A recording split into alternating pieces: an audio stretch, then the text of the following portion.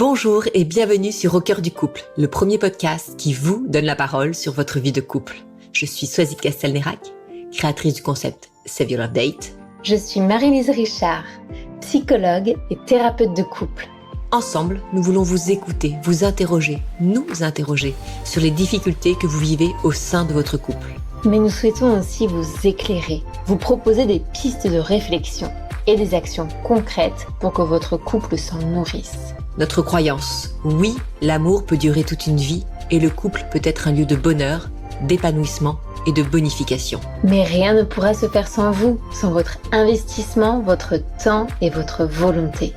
Notre premier conseil sera donc de prendre le temps d'écouter ces épisodes à deux, puis d'en discuter, voire même d'en débattre. Ne reste qu'à vous souhaiter un bon et inspirant moment avec nous.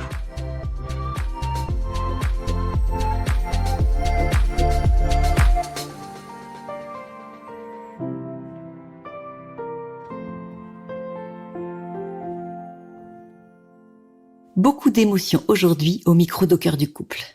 Nous recevons Manon qui est venue vers nous avec une question relativement classique. Mon couple me manque et nous ne parvenons pas à confier notre fils de 2 ans pour nous octroyer de vrais moments à deux. En discutant avec Manon, nous avons mieux compris la source de cette difficulté à confier leur garçon. En effet, Manon a vécu une grossesse et un accouchement très compliqués. Elle et son conjoint ont même cru perdre leur bébé le jour de sa naissance. Puis s'en sont suivis des mois d'angoisse, de fatigue et même de dépression. Si Manon a eu du mal à investir son rôle de mère, Florian, lui, a surinvesti sa place de père. Aujourd'hui, ils ont tous les deux envie de se retrouver, mais cela passe nécessairement par la capacité à confier leur petit Samuel pour pouvoir se libérer du temps. Alors, comment redonner une vraie place à son couple lorsque l'on en a perdu l'habitude ? C'est la question à laquelle nous allons réfléchir ensemble dans ce nouvel épisode d'Au cœur du couple. Bonjour à tous, très heureuse de vous retrouver pour ce nouvel épisode d'Au cœur du couple avec Marie-Lise bien évidemment. Bonjour Marie-Lise. Bonjour Swazik, contente de te retrouver en France. Oui. Et d'être là à tes côtés. C'est vrai, on dit en France parce qu'on vient de faire 3 jours avec Marie-Lise à Londres. On est allé faire une conférence autour notamment de notre livre « Les 5 clés de l'amour durable ». Le thème était comment cultiver un amour responsable, durable et désirable. Tout un programme. Je pense qu'on aura l'occasion de vous en reparler prochainement. Et puis nous accueillons aujourd'hui également Manon. Bonjour Manon. Bonjour. Alors merci d'être venu vers nous aujourd'hui pour parler ensemble de la difficulté que vous rencontrez au sein de votre couple. J'en dis pas plus pour le moment parce que je vais te laisser déjà te présenter à nous. Bonjour tout le monde. Alors je suis Manon, maman de Samuel qui a 2 ans depuis hier, qui a eu 2 ans hier. Je suis psychomotricienne en cabinet libéral et je vis avec mon conjoint Florian depuis 6 ans maintenant. Parfait, super. Est-ce que tu peux nous, en quelques mots, nous faire un petit portrait de votre couple ? Alors du coup, on est deux passionnés de volley-ball. On s'est rencontrés au volley-ball. Moi, je suis aussi passionnée de beach volley. On a été du coup beaucoup à la salle de sport. Quand je dis beaucoup, c'est quasiment tous les soirs et tous les week-ends sur des matchs, des rencontres, des sorties entre copains. Et c'est naturellement qu'on s'est rencontrés et qu'on a décidé de s'installer ensemble. Le feeling est passé vite et très bien. On a décidé d'avoir un enfant ensemble tous les deux il y a quelques années, mais malheureusement, ma maman est tombée malade. Du coup, on a décidé de reporter ce projet bébé pour pas tout mélanger. Et voilà, on s'est installé à Villeneuve-d'Ascq, on a acheté une maison et on a eu Samuel, du coup, il y a 2 ans. Bon alors, quand tu en parles comme ça, tout a l'air assez parfait, oui, assez idyllique. Est-ce que tu peux nous dire ce qui t'amène à nous aujourd'hui ? Alors aujourd'hui, ce qui m'amène à vous, c'est que donc depuis 2 ans, même plus 2 ans et la grossesse, je dirais, parce que j'ai eu une grossesse compliquée, on n'a pas eu de moment de couple d'hommes et de femmes, non, donc du coup de pas de parents, mais on n'a pas eu de moment de couple depuis 2 ans. Et c'est quelque chose qui me pèse au quotidien, qui pèse aussi à mon conjoint, et on n'arrive pas à l'heure actuelle à trouver de solution pour pouvoir trouver des moments où on se retrouve ensemble, ne serait-ce qu'une heure, et qu'on soit épanoui parce qu'on a beaucoup de mal à lâcher notre petit garçon, on a beaucoup de mal à le confier à quelqu'un d'autre. Et c'est vraiment quelque chose qui nous pèse aujourd'hui. Quand tu dis on n'a pas trouvé de solution, bon ça, on va en discuter ensemble et t'es là pour ça, pour qu'on puisse t'aider. Mais vous avez analysé d'où venait cette difficulté que vous aviez à vous retrouver. Alors, si je résume, si je fais la petite histoire, donc je suis tombée enceinte, on a su très tôt que j'étais enceinte, 5 semaines, parce que j'ai eu des vomissements gravidiques. Donc je me suis retrouvée en arrêt de travail, alité. Quand je dis vomissements gravidiques, c'est vomissements 20 à 30 fois par jour minimum. C'était vraiment l'horreur. Et ça a duré comme ça pendant plus de 3 semaines, parce qu'on n'arrivait pas à trouver le traitement adapté qui me convenait, qui me faisait du bien.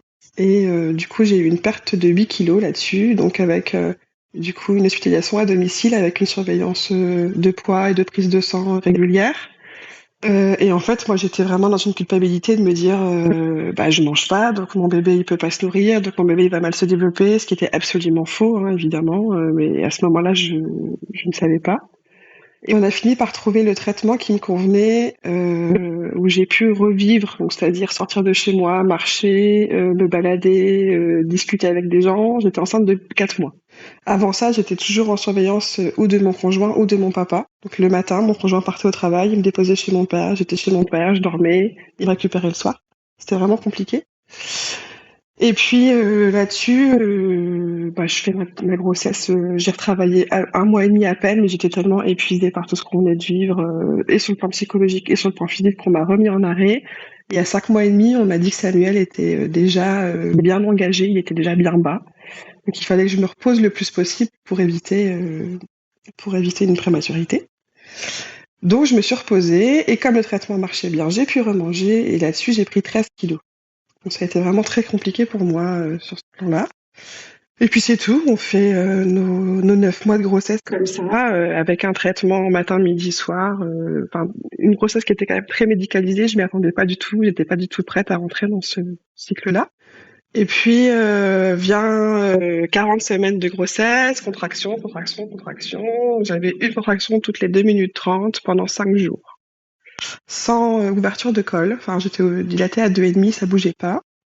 Et au bout de 5 jours, j'ai crié au secours parce que j'en pouvais plus, j'étais épuisée, j'avais mal, je pouvais pas dormir, je pouvais pas manger, je faisais que vomir parce que j'avais trop mal. Et du coup, les sages-femmes ont décidé de me déclencher parce que, de toute façon, il y a rien qui bougeait. Et j'ai eu du coup 4 ou 5 déclenchements, je me souviens plus. Au moins 4 déclenchements. Et après 18 heures de travail, césarienne d'urgence. Et en fait, à ce moment-là, ma péridurale s'est décrochée. Donc, je me suis retrouvée dilatée à 9, sans péridurale, pas prévue, pas anticipée, voilà. Donc, je suis tombée un peu aux enfers. Là, c'était très compliqué. Et au moment où cette péridurale lâche et où j'ai des contractions qui sont très fortes, on me dit que Samuel va arriver et qu'il faut pousser. Donc, je pousse. Et très rapidement, on passe de 3 dans la salle de naissance à 10. Et les médecins arrivent un peu en furie en me disant « Madame, votre fils ne va pas bien, il faut se préparer au pire ». Donc là, c'est vraiment la descente aux enfers et on part très vite en césarienne. Mon conjoint et moi, on est séparés. Je comprends pas ce qui m'arrive. On me place sur la table, on me met des bolus d'anesthésie, on m'ouvre j'ai pas suivi ce qui s'était passé. Dans l'urgence extrême, mais tout ce que j'avais en tête, c'est mon fils, fini, ça va mal se passer. Et puis donc on fait la césarienne, on me retire mon fils de mon ventre, on part avec mon fils et puis je sais pas ce qui se passe pendant 20 minutes. J'ai pas d'infos, j'ai pas de nouvelles, j'ai pas d'explication. Et je finis par apprendre d'un interne qui était à côté de moi qui me demande pourquoi je pleure, qu'en fait mon fils va très bien, qu'il est en parfaite santé, qu'il va bien, qu'il est avec la pédiatre et son papa à côté et que tout roule. Sauf que c'était pas du tout ce que j'avais en tête.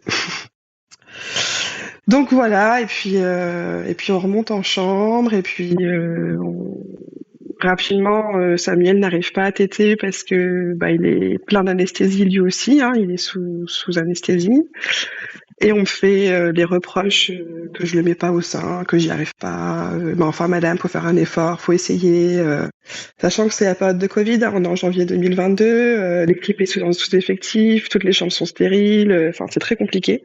Donc j'ai pas d'accompagnement, donc on me propose de couper la montée de lait et de passer au biberon parce qu'elles n'ont pas le temps de s'occuper de moi. ce qui va être fait du coup, un peu contre ma volonté. Et puis on rentre à la maison quelques jours plus tard, et puis on est tout de suite très très fusionnel avec Samuel, parce qu'on a eu très très peur. Moi, j'ai beaucoup de mal à m'attacher à lui, donc sur le plan des soins, il n'y a pas de problème, mais sur le plan d'attachement émotionnel, je refuse. De façon inconsciente, bien sûr, à ce moment-là, je me rends pas compte. J'ai tellement peur de le perdre que je refuse de m'attacher à lui. Et pour moi, je descends encore plus bas. C'est la dépression postpartum qui pointe le bout de son nez, et puis avec un gros baby blues. Et en fait, je suis au fond du trou pendant plusieurs mois à ce moment-là. J'ai aucun plaisir à être dans la maternité. Aucun. Je subis complètement mon fils et tout ce qui suit.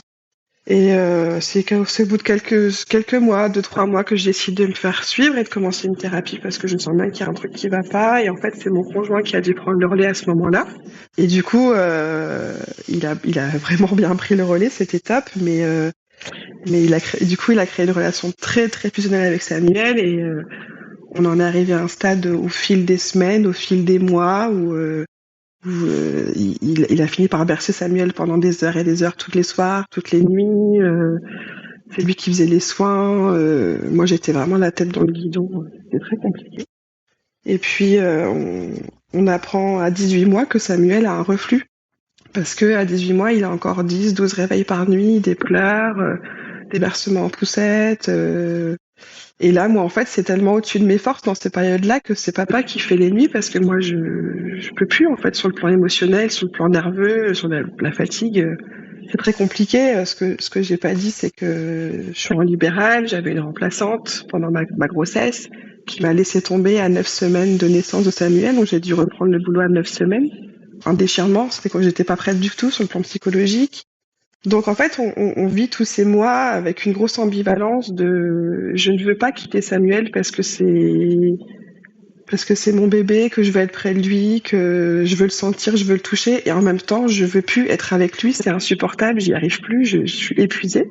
Et mon conjoint qui passe du coup toutes ses nuits, tout son temps avec lui, qui est très fusionnel, encore aujourd'hui. C'est-à-dire qu'aujourd'hui, mon conjoint, il est capable de me dire, il a toussé 3 fois, il a éternué 4 fois pendant la nuit.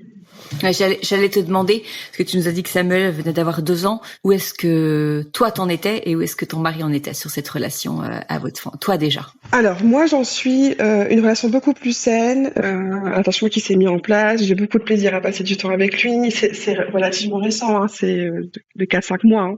Mais voilà, je peux être seule avec lui sans problème, je peux me le coucher, je peux m'en occuper, j'ai encore beaucoup de mal à gérer les pleurs la nuit. C'est encore très difficile pour moi, ça envoie des choses encore très dures à supporter, mais globalement, ça se passe bien. Ça y est, on a vraiment créé une relation saine et je me sens bien avec lui. Pour son papa, c'est plus compliqué. La séparation est très compliquée, l'autorité est très compliquée. Quand c'est non, il finit toujours par céder. Il a toujours l'impression que s'il le dispute ou si il lui dit non, que Samuel il va plus l'aimer. Enfin, je caricature, mais c'est ça, hein, de toute façon. Et quand on est ensemble tous les trois, Samuel est très concentré sur son papa. Alors pour jouer, etc., ça va, hein. Mais dès qu'il va se blesser, dès qu'il y a un bobo, dès qu'il y a besoin de soins, dès qu'il y a besoin d'amour, ça va être beaucoup sur son papa. Moi, j'ai pas beaucoup ma place là-dedans. Si son papa est pas là, ça va, mais voilà où on en est un petit peu aujourd'hui. Et les nuits, par contre, il y a toujours un matelas au sol à côté du lit de Samuel pour que son papa puisse dormir avec lui. On essaie de se détacher un petit peu, mais c'est compliqué. Oui, il peut passer des nuits dans la chambre de Samuel. Ça fait plus d'1 mois qu'il dort toutes les nuits avec Samuel dans la chambre. D'accord, avec l'idée pour les réveils nocturnes, pour être près de lui. C'est dû au réveil nocturne. Alors aussi parce qu'on sent que Samuel est un bébé qui est assez angoissé. On se demande pourquoi. Et aussi parce que papa, il en peut plus de se lever la nuit. Hein. En fait, son papa, quand il dort avec moi dans le lit, donc dans la chambre d'à côté, il est un peu en hypervigilance. Il n'a pas un sommeil profond. Il est toujours un peu à l'affût. Alors que quand il dort près de Samuel, il dort profondément parce qu'il est disponible en cas de besoin tout de suite, quoi. Et comment tu le vis, ça, toi? C'est quelque chose que tu comprends, ça te pose aucun problème, ou quand même t'aimerais retrouver ton conjoint dans ton lit? Alors j'aimerais beaucoup retrouver mon conjoint dans mon lit, et en même temps j'aimerais beaucoup pouvoir dormir simplement. C'est-à-dire que il y a une partie de moi qui a très envie de retrouver mon conjoint dans mon lit, et il y a une partie de moi qui est bien contente qu'il dorme avec Samuel parce que du coup moi je peux dormir. C'est encore ambivalent, quoi. Ouais, c'est ambivalent encore. Est-ce que tu peux nous dire, merci déjà d'avoir si bien présenté la situation. On sent quand même de l'émotion encore quand tu en parles, mais de l'émotion et en même temps on sent qu'il y a beaucoup de choses qui ont été travaillées et que tu en parles quand même sereinement par rapport à ce que ça peut représenter, tu vois, de souffrance, de douleur quand tu te remémores ça. Votre couple, vraiment si on se concentre sur votre couple, comment est-ce qu'il a vécu ces 2 dernières années? Très mal. On a gardé en tête tous les deux, genre je sais plus dans quel livre j'avais lu que la première année de bébé est compliquée, qu'il faut pas se séparer la première année de bébé. Je sais plus, là.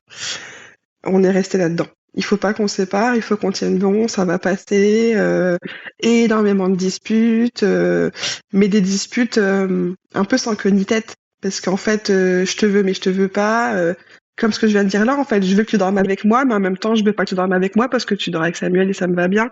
Et ça a été beaucoup ça, et on a eu beaucoup de mal. Moi, j'ai eu beaucoup de mal à retrouver ma place de maman quand je suis revenue de ma dépression de postpartum. J'avais l'impression que Florian était le papa et la maman. C'est difficile pour moi de trouver un peu ma place là-dedans. Très dur aussi que parfois Samuel va vers son papa et pas vers moi. Alors, du coup, au niveau du couple, il y avait un peu de jalousie, enfin un peu d'incompréhension, qui est qui fait quoi. Donc en tant que couple, j'ai envie de dire, il y avait même plus de couple en fait pendant ces 2 ans. On était un papa et une maman, et pas forcément toujours en équipe. Qu'est-ce qui vous a donné le déclic là de vous dire en fait tu me manques et notre couple me manque et je veux repasser du temps avec toi. J'ai l'impression que quand tu nous l'as présenté au tout début, c'était assez réciproque. C'était un manque que vous ressentez tous les deux, une volonté que vous avez tous les deux. Est-ce qu'il y a eu un déclic? Qu'est-ce qui a fait que un jour vous vous êtes dit ça? Alors pour le coup, Florian, il est plus dans il en a envie, mais c'est pas le moment, il a pas le temps. On peut pas se préoccuper de ça tout de suite. Donc lui, bien sûr qu'il en a envie, mais il va pas trop en parler, il va pas trop en discuter. Alors que moi, le déclic, c'est vraiment les colères. J'ai beaucoup de colère, on se dispute fort, et en fait, je me rends compte dans nos disputes que je vais lui reprocher tout et n'importe quoi, alors qu'en fait, ma seule demande, c'est d'être prise dans les bras, c'est de l'affection, c'est de retrouver de l'amour, parce que j'en ai besoin, en fait. Enfin, on est arrivé à un stade tous les deux où on a besoin d'affection et on est en manque d'affection, tout simplement. Est-ce que tu arrives à lui exprimer ça en dehors de tes colères? Oui, complètement. Mais le problème, c'est que ça arrive toujours après la colère. C'est toujours, on se dispute pour souvent une broutille, et 1 heure après, je lui dis, mais en fait, là, j'avais juste besoin que tu me prennes dans tes bras, ou que tu m'écoutes, ou je ne sais quoi. Et on n'a plus du tout de place pour ça. De toute façon, quelque part, même j'ai envie de dire, on sait plus comment faire. Hein. Enfin... Comment est-ce qu'il réagit, Florian, quand tu lui dis ça? Il me dit, mais moi aussi. Moi aussi, j'ai envie d'être dans tes bras. Moi aussi, j'ai envie qu'on se retrouve. J'ai envie qu'on se touche. J'ai envie qu'on ait des moments à deux. Lui aussi, il en a très envie. Vous en avez l'envie, mais malgré ça, vous donnez pas pour autant, vous fixez pas pour autant le soir même un petit tête-à-tête tous les deux. Alors non, parce que d'un point de vue pratico-pratique, c'est très compliqué. L'endormissement avec Samuel reste encore compliqué, c'est-à-dire qu'on se retrouve à deux dans la même pièce pas avant 22h. Et étant donné qu'on est épuisé, moi à 22h30 je suis couchée en fait, mais de toute façon Florian aussi. Florian, ça arrive souvent que quand il couche Samuel, il s'endort aussi avec lui en fait parce qu'il est épuisé. Le fait de lire une histoire, faire un câlin, faire un bisou à Doudou, on s'endort. Donc ça c'est compliqué. Et les moments de sieste, parce que du coup moi je réclamais un peu, Samuel fait encore la sieste pendant 3h30 le week-end. Donc ce qui est quand même pas mal, et moi je disais à Florian, on pourrait utiliser ces moments de 3h30 pour profiter à deux, parce que moi je fais pas de sieste, et en fait Florian fait la sieste. Et je me sens pas légitime de lui dire, prends sur toi, dors pas, et reste avec moi. Donc on a beaucoup de mal à trouver des temps ensemble, et la seule façon je trouve, ce serait de faire garder Samuel pour qu'on puisse avoir 1 heure ou 2 en extérieur ensemble, sauf qu'on n'a pas de famille autour de nous à qui on pourrait confier Samuel. Et enfin, de toute façon, famille ou pas, on n'arrive pas. On n'arrive pas à lâcher Samuel pour le confier à quelqu'un pendant 1 heure ou 2. Depuis 2 ans, vous l'avez jamais confié? Vous l'avez jamais lâché en même temps tous les deux, l'un l'autre, j'imagine que on oui. On l'a fait 2 fois parce que mon frère est revenu de Barcelone et on a toute confiance en lui. Mais ça arrivait 2 fois 1h30, je dirais. Et parce que mon frère avait insisté. En disant, mais si, ça vous ferait du bien, vous en avez besoin. Et on était partis manger au resto et on n'était pas serein. Et vous n'étiez pas serein. Mais ça, tu dirais quand même qu'à votre couple, ça lui a fait du bien? Ah oui, oui, oui, complètement. Et on aimerait, et en fait, c'est très contradictoire parce qu'on aspire à ça, on en rêve tous les deux, et en même temps, quand on se projette, on se dit, mais à qui on va le laisser, comment on va faire, à qui on peut demander, c'est pas possible. Donc là, en fait, on comprend dans ce que tu dis que vous sortez quand même d'une période, d'une période très difficile de par ta grossesse, ton accouchement, les premiers mois de Samuel, ta dépression postpartum. Tu as fait un travail là-dessus. On entend qu'effectivement, pour votre couple, ça fait 2 ans que vous vivez quelque chose de difficile, presque une crise, où tu le dis, votre communication passe beaucoup par de la dispute, par des cris, que malgré ça, il y a vraiment une envie de vous retrouver, de remettre de la tendresse entre vous, de revivre des moments à deux.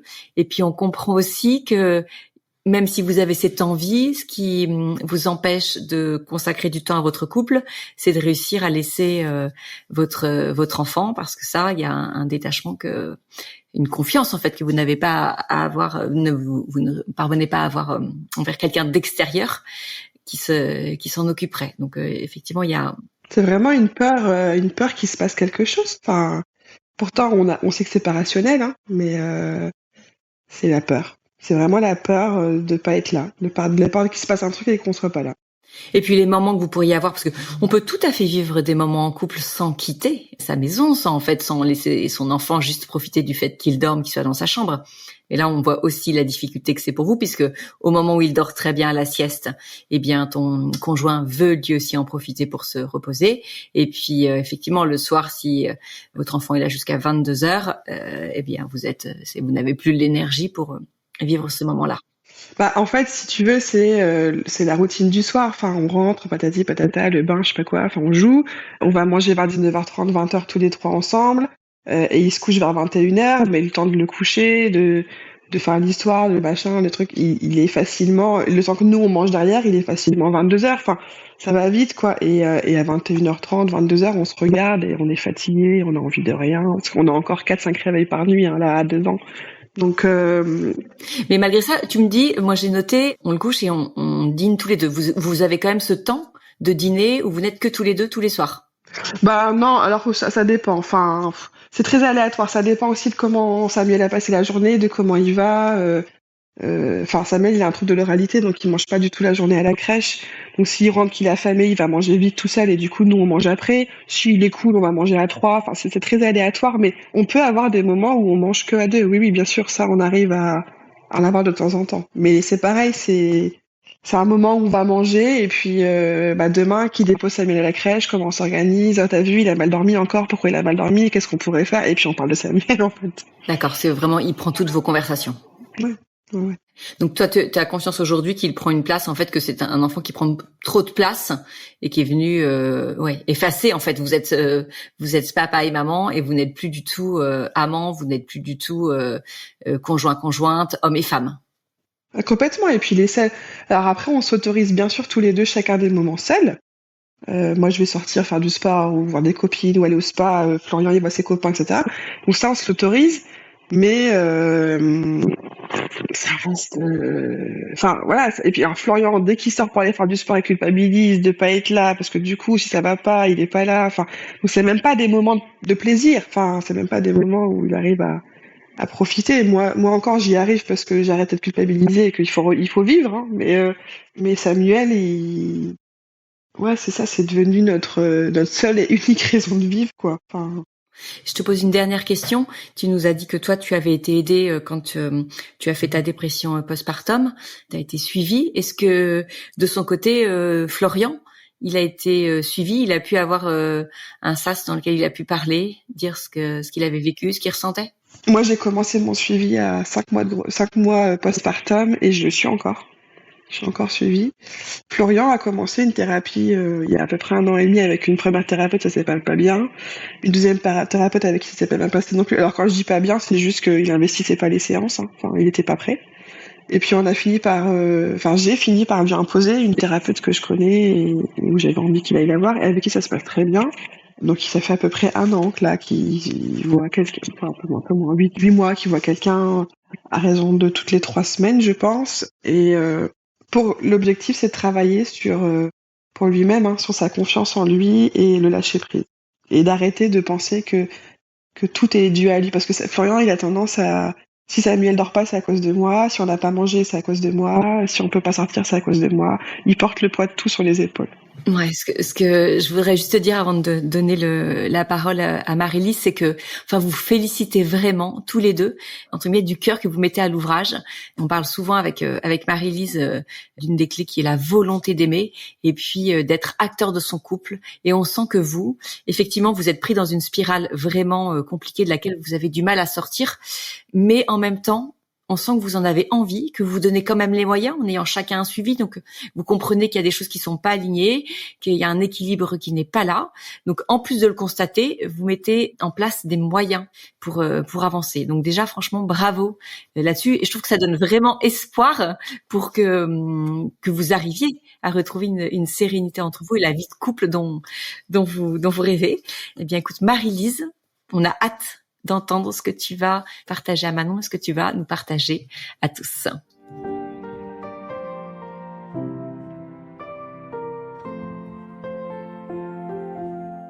Merci pour ce témoignage très touchant et qui résonne avec tellement d'autres histoires que je peux avoir au cabinet. Moi, ce que je tiens à dire, à te dire et à toutes les personnes qui nous écoutent, c'est aussi comment la grossesse et l'accouchement, ça peut être aussi un événement complètement traumatique. Et je trouve ça important de pouvoir le rappeler parce que on le cache souvent avec l'image très dorée. On voit toutes ces influenceuses qui ont ces bébés où tout va bien et où tout c'est nickel.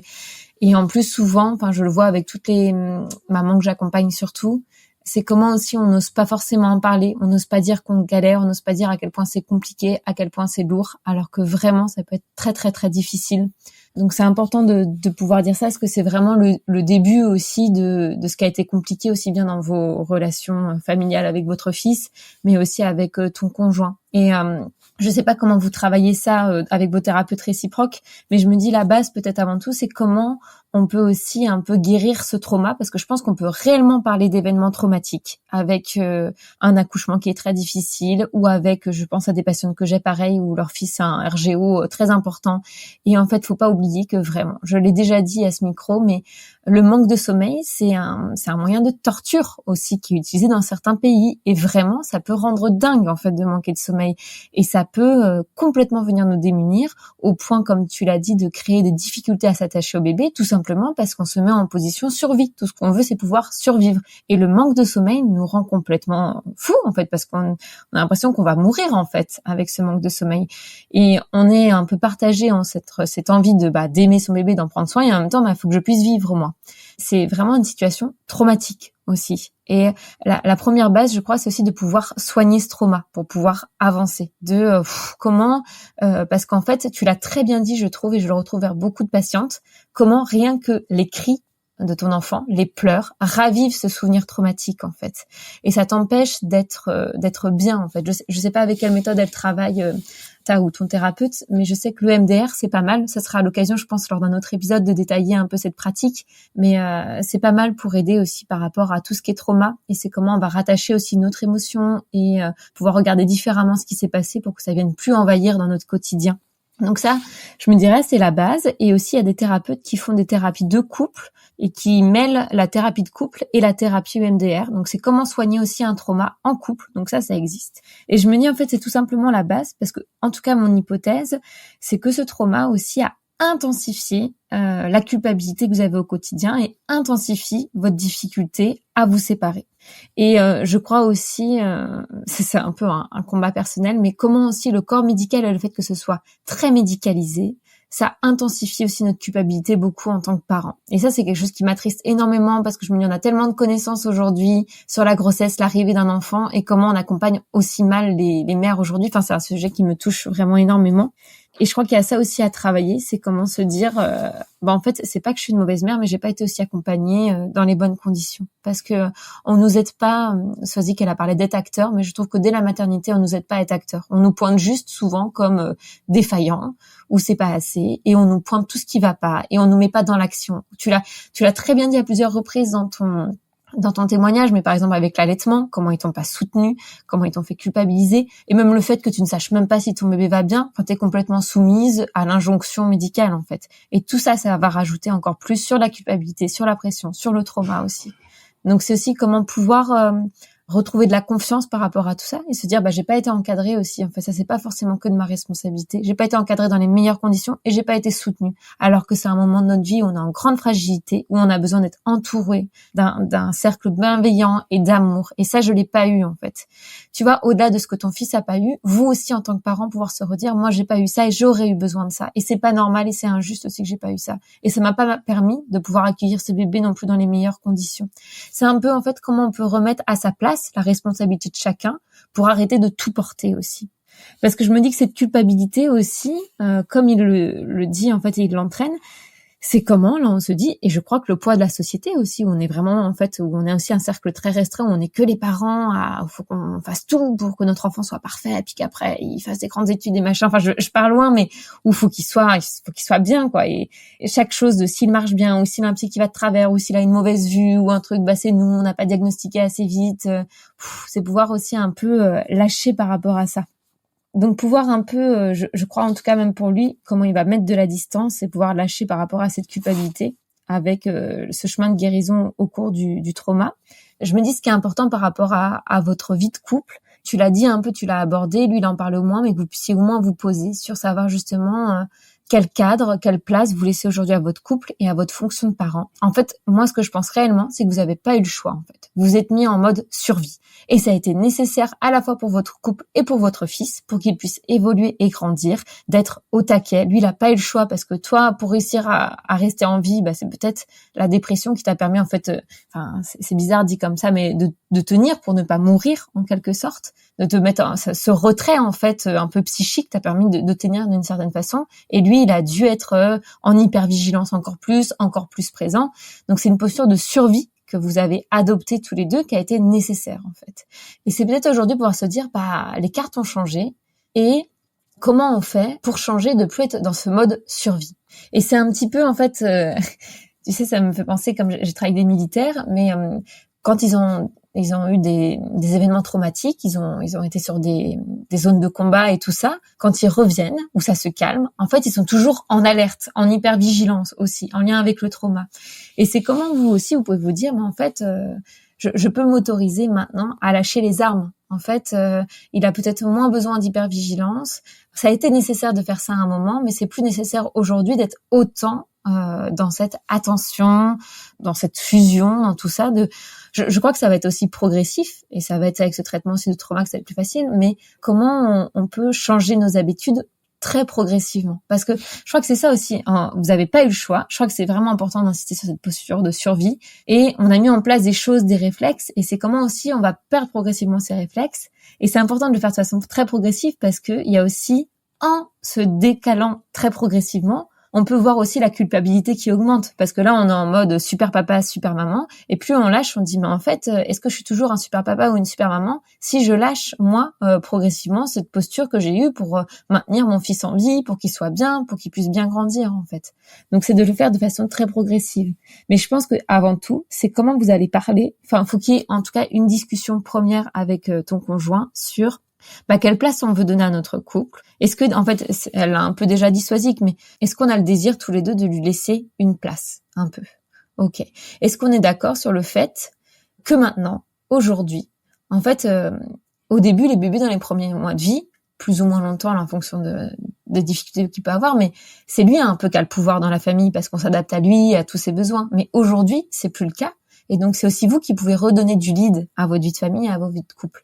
Et c'est peut-être parler ensemble de quelle place on a envie de lui donner à notre enfant et quelle place on a sur notre couple et qu'est-ce qu'on a envie de lui transmettre sur l'importance du couple. Je trouve ça très important par rapport justement à ce que tu as dit. Je me rends compte que je suis en colère, mais que la réalité, c'est que j'ai besoin d'amour et d'affection. Et c'est peut-être de pouvoir parler de ça et de pouvoir se dire, en fait, notre fils, il a besoin de ça aussi parce que la base de l'arrivée de notre enfant, c'est notre lien et notre amour. Donc, c'est comment rappeler que ce socle-là, il est primordial et comment on va le nourrir. Donc, mais moi, juste déjà poser des mots à deux sur ça et comment par ricochet aussi, il va recevoir de l'amour par cet amour qu'on se donne. comment ça va pouvoir aussi le faire grandir, lui, et le rassurer en voyant que ce socle, il est stable.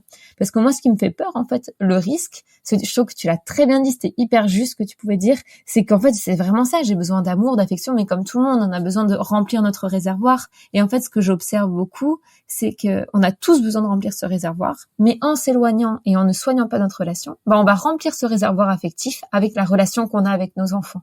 Sauf qu'en faisant ça, on les met pas à la bonne place. En fait, on va lui demander à lui de nous remplir d'amour, en nous faisant, enfin, c'est pas que je dis qu'il faut pas faire de câlins à ses enfants, c'est pas ça, mais en lui demandant de la tendresse, de l'attention, et il va venir nous remplir, ça nous apporte de la joie et de l'amour à un enfant, mais il va remplir quelque chose qui c'est pas à lui de remplir. Et ça, c'est potentiellement dangereux aussi, à la fois, pour lui, parce que ça le met pas à la bonne place.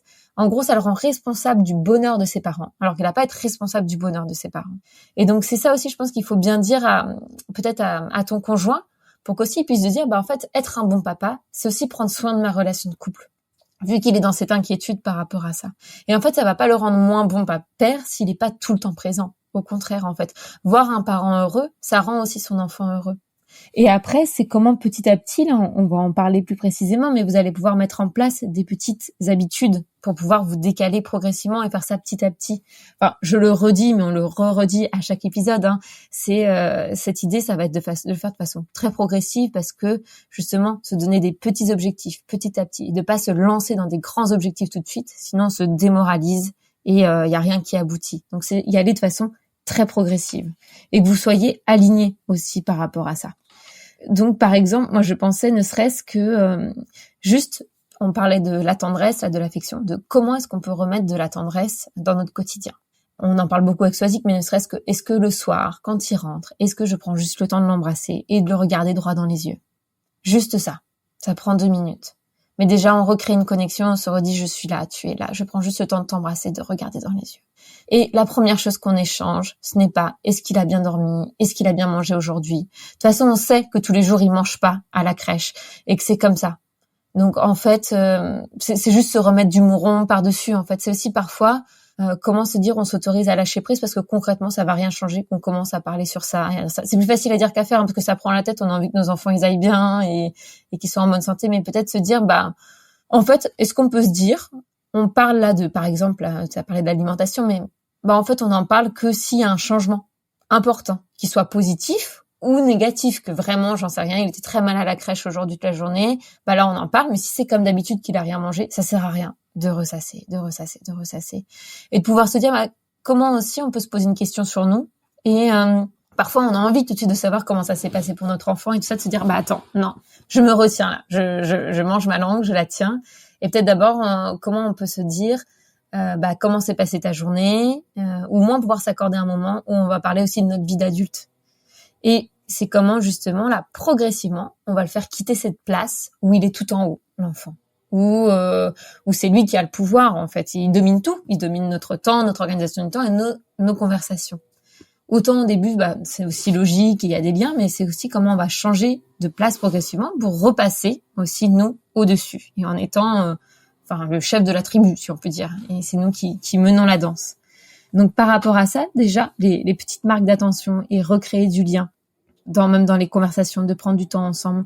Swazik l'a dit par rapport au dîner, ça peut être, c'est quelque chose qui nous tient à cœur, nous, de pouvoir aussi dîner en tête à tête, en amoureux, 1 ou 2 soirs par semaine. Peut-être que vous pouvez aussi ritualiser davantage vos soirées. En fait, je comprends que vous êtes crevés. L'idée, c'est pas de se rajouter des contraintes et que ce soit plus compliqué. Mais est-ce que c'est juste, peut-être que le repas c'est un peu à l'arrache, on voit. Mais est-ce que c'est juste le dessert qu'on prend vraiment à table tous les deux et où on se pose. En fait, c'est vraiment ce qu'on a dit des petits objectifs, mais c'est juste prendre peut-être un quart d'heure tous les soirs où on se pose vraiment l'un avec l'autre et où on parle pas de votre fils. Vous parlez pas de votre fils. Vous dites de toute façon là, concrètement, ça va rien apporter de plus. Et pourquoi pas même se mettre carrément des temps, se dire là, j'ai une idée par rapport à son sommeil pour qu'on puisse améliorer les choses, j'ai lu un article, tout ça. On en parle à tel moment, à ce moment-là. En fait, c'est aussi pouvoir cercler les moments où on parle de nos projets d'évolution par rapport à lui pour éviter que ça vienne tout envahir. Comment on peut cercler et cadrer les temps où on va parler de nos projets aussi éducatifs pour éviter que ça prenne toute la place. Et je me dis, il faut que vous puissiez explorer de nouveau le plaisir d'être à deux. Je trouvais ça très chouette aussi que tu puisses dire, en fait, on sait même plus comment faire de pouvoir se retrouver, parce que ça, je l'entends tous les jours, en fait, au cabinet, ces propos-là. Et concrètement, quand vous allez vous retrouver de nouveau à deux, au début, ça va limite être un peu bizarre, quoi. Voire peut-être un peu chiant, quoi. Genre, je sais pas quoi dire, je suis un peu gênée. Et en fait, c'est normal. Parce qu'il va falloir reprendre cette habitude. Je pensais à ça, là. Peut-être, je sais pas dans quelle mesure c'est possible que vous puissiez, là, comme je vois que le mardi, tu es chez toi. En fait, il faut retrouver le plaisir avant déjà de se questionner sur la problématique de garde de votre fils. Est-ce que le mardi, tu peux le rejoindre pas trop loin de son boulot et vous déjeunez ensemble, par exemple, le mardi midi? De retrouver des moments et vous faites un peu du teasing. Vous faites monter la sauce aussi par rapport à ça. Pour qu'il y ait aussi cette idée de se dire, on va créer un moment pour nous, c'est chouette, ça va être sympa, quel resto on se fait, c'est toi qui organise cette fois, ou c'est de moi. Enfin, comment est-ce qu'on fait par rapport à ça? Vous pouvez commencer par ça, par passer juste un petit peu de temps ensemble. Après, ça peut être aussi vous dire, pourquoi pas, on poserait pas une journée ou une demi-journée pendant qu'il est à la crèche. Vous avez confiance pendant qu'il est à la crèche. Donc ça peut être possible. Ou une journée, vous quittez le travail 1 à 2 heures plus tôt, ou votre fils, il reste 1 heure plus tard à la crèche, et vous passez du temps ensemble. Déjà, il y a des choses comme ça qui peuvent être possibles, en fait. On le dit souvent, hein, parfois c'est compliqué de faire garder ses enfants, mais quand on a le désir et qu'on a l'envie, tu vois, on trouve des petites solutions. Là, déjà, c'est des petites clés sans que tu aies besoin de le faire garder par quelqu'un d'autre, où c'est possible. Et après, en fait, c'est comment, tu vas augmenter progressivement. Là, vous dites, ouais, en fait, c'est vachement chouette de passer du temps ensemble. Donc, faut qu'on en fasse plus. Tu vois, c'est comment on fait monter le désir d'abord, avant de se dire, oulala, déjà, ça va pas être très sympa de se retrouver parce que ça fait longtemps, donc on va pas savoir qu'à se dire, il va pas y avoir trop d'intensité et de désir. Et en plus, je dois laisser mon enfant alors que ça me fait trop peur. Donc, déjà, retrouver ce plaisir. Et après, vous passez à l'étape suivante où vous pouvez faire garder par quelqu'un. Et ça peut être une idée si vous avez confiance avec le personnel de la crèche. Parfois, il y en a dans le personnel de la crèche qui font des extras à l'extérieur. Donc ça peut être une idée aussi de demander à une personne à la crèche est-ce qu'elles font des extras à l'extérieur et que ça serait possible de les prendre pour garder à domicile votre enfant. Pareil, on commence par 1 heure ou 2 en journée et pas forcément le soir où c'est compliqué par rapport au soir. Tu parlais de ton frère aussi où ça peut être une bonne ressource. Il me semble que tu l'as pas dit là mais qui vit à l'étranger. Ça peut être l'occasion aussi de partir à l'étranger tous les trois et puis vous faites des échappées en amoureux 2-3 heures la journée pendant qu'il le garde. Et ça peut être un moment aussi de créer des bons souvenirs dans un contexte aussi sympa. Donc voilà, ça c'est tout ça par rapport aux habitudes, on va dire, d'un point de vue plus comment les comportements qu'on peut mettre en place. Et je pense l'autre point qui était important pour moi, c'est quels échanges vous allez avoir tous les trois avec votre fils. Par rapport aussi à cette culpabilité, en fait, pour pouvoir vous en libérer. En fait, c'est comment, peut-être que vous l'avez déjà fait, mais on peut prendre un album photo, parler de la grossesse, parler de son arrivée, parler de son histoire et dire ça a été très compliqué pour moi et heureusement que ton papa il était là parce que pour moi c'était difficile aussi de pouvoir parler avec des mots d'enfant mais de cette dépression et dire j'étais très triste à ce moment-là mais aujourd'hui c'est différent et expliquer un peu son parcours et par quoi il est passé pour qu'aussi pour que vous puissiez faire la paix un peu tous les trois sur cette histoire et aussi pouvoir lui dire en fait tu sais t'as pris beaucoup de place dans notre vie parce que c'est normal, on t'aime et que t'avais besoin. C'était compliqué pour toi ton arrivée au monde et ça a été très stressant. Et aujourd'hui, on a confiance en toi. On sait que tu grandis bien, que tu vas mieux. Et c'est le moment aussi pour papa et maman de pouvoir se retrouver, pour ton papa et ta maman. Parce qu'en fait, tu sais, la base d'une famille, c'est le couple. C'est aussi ça parce que, en fait, par tout l'amour qu'on va avoir, c'est comme ça qu'on t'a créé déjà. C'est par tout l'amour qui nous a unis. Et en fait, il faut que tout cet amour, elle puisse toujours être présente dans la maison, en fait. Parce que c'est comme ça aussi qu'on va être heureux, en fait. Donc, pouvoir aussi en parler avec votre enfant de ça. Je me dis, c'est important. Et même pour que lui puisse comprendre. Et comment progressivement, vous allez aussi pouvoir lui dire, en fait, il y a un temps pour les enfants et puis il y a un temps pour les parents. Et ce temps-là, il est nécessaire et il n'est pas négociable, en fait. Et il sera différent, il va évoluer, on t'en parlera. Mais en fait, il y a besoin aussi des moments pour se retrouver, pour être en amoureux. Il y a même des livres qui en parlent très bien. Je pense même dans l'album Mon amour, je crois qu'elle le dit à un moment aussi, j'aime beaucoup quand je passe du temps avec toi, mais aussi quand je suis sans toi, à son enfant. Je trouve qu'il est très beau aussi cet album. Et ça peut être des moyens d'en parler aussi avec l'enfant.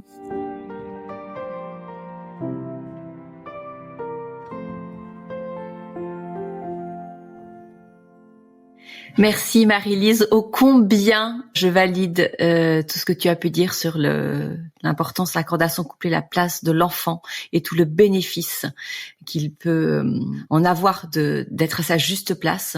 Plusieurs fois, tu vois, j'ai les frissons qui me sont montés en t'imaginant toi Manon avec Florian, un peu cette nouvelle page de votre histoire que vous avez à écrire, retrouver cette histoire de couple, redonner à votre enfant sa place, relire avec lui son histoire tout en lui expliquant, et ce bonheur que ça va être pour lui quand vous allez lui dire, ben voilà, on a besoin de passer du temps ensemble tous les deux, on veut s'aimer bien pour t'aimer mieux, tu vois, tout ce que vous allez pouvoir lui apporter avec ça. Tu vois, je suis émue de cette histoire, enfin de cette porte qui s'ouvre à vous, mais avec votre volonté surtout d'y arriver.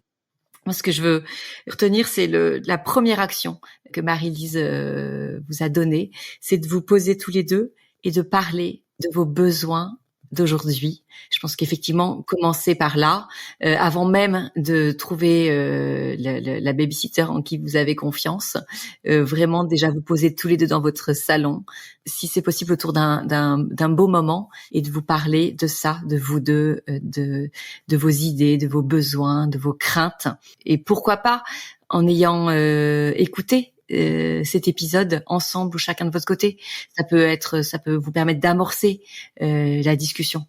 Voilà, moi en tout cas ce que je voulais dire après ce que Marie-Lise avait dit. Est-ce que Manon, en quelques mots, tu peux nous dire comment tu te sens? La première chose que j'ai envie de dire, c'est que quand je t'écoutais, Marie-Lise, je me disais qu'en fait, que ce soit mon fils ou mon conjoint, il ne me manque plus. J'ai envie de retrouver ce côté, et ça me manque. J'ai envie de les retrouver, j'ai envie de le voir. Et donc, je pense que Samuel, surtout, j'ai envie de retrouver mon conjoint en tant que femme et pas en tant que mère. Et j'ai envie que mon fils me manque. Et du coup, j'ai aussi envie d'attendre ces moments. Je me sens, j'ai envie de prévoir tout ça et d'être dans l'attente, d'être dans l'excitation. Et j'ai envie de mettre toutes ces petites choses en place qui sont faciles à mettre en place. Enfin, aller manger avec lui le midi ou rentrer un peu plus tôt. À la crèche, ils sont d'une bienveillance incroyable parce ils m'ont vu en dépression postpartum, donc ils savent que c'est compliqué. Et ils sont totalement disponibles pour nous aider là-dessus. Donc je suis sûre que si je leur demande de le prendre 1 heure de plus le soir, ils le feront. Et j'ai vraiment hâte de mettre tout ça en place. Et ça me donne... ça me donne envie, quoi. Au lieu de le voir comme... jusqu'à maintenant, je voyais tout comme une corvée. Ça allait être difficile, ça allait être compliqué. Et là, c'est plutôt... j'ai hâte. J'ai hâte que tout ça se mette en place et se passe. Et je suis sûre à 1000% que Florian a hâte aussi et qu'il sera prêt à mettre tout ça en place et qu'il en aura envie. Bon, écoute, canon.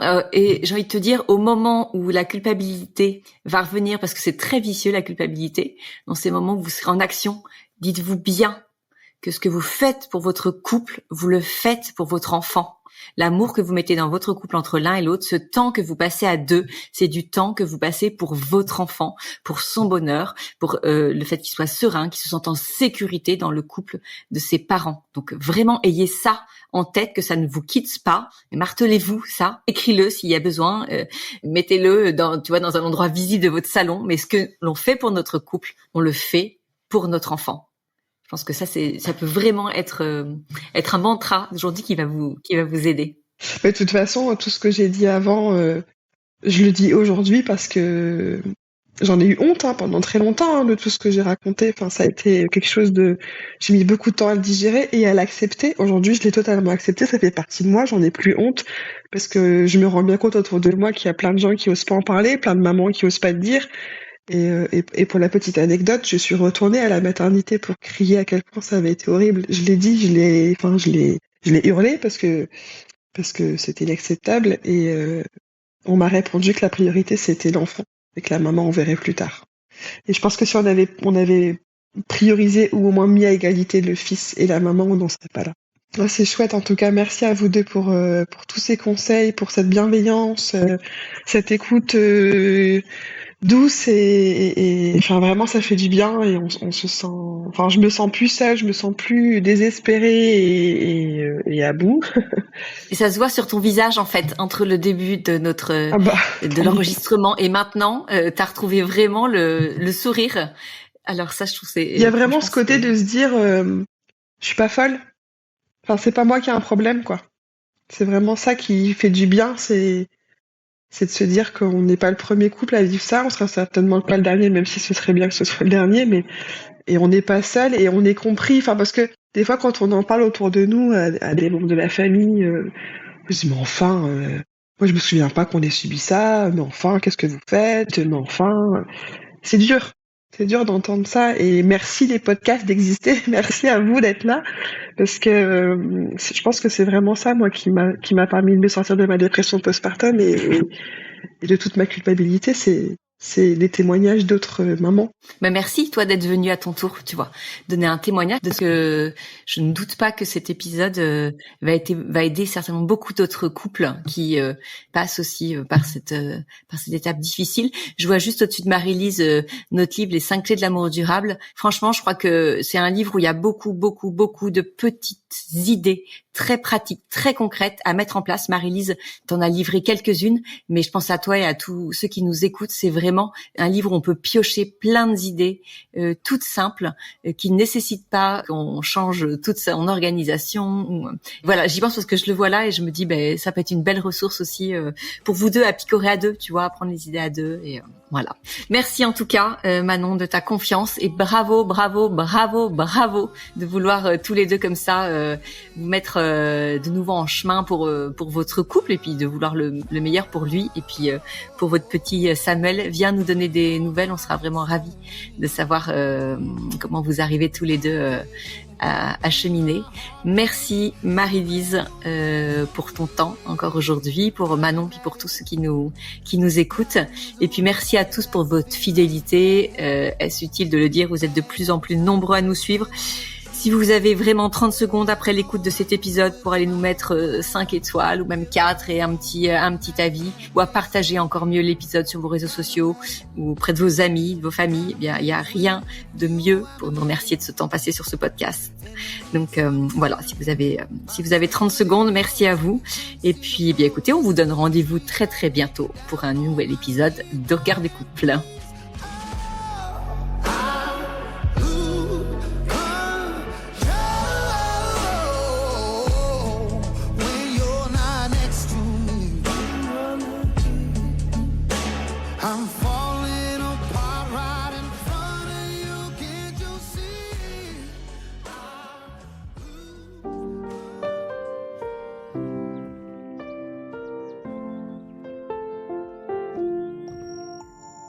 Si vous aussi vous rencontrez des difficultés dans votre vie de couple, venez nous en parler.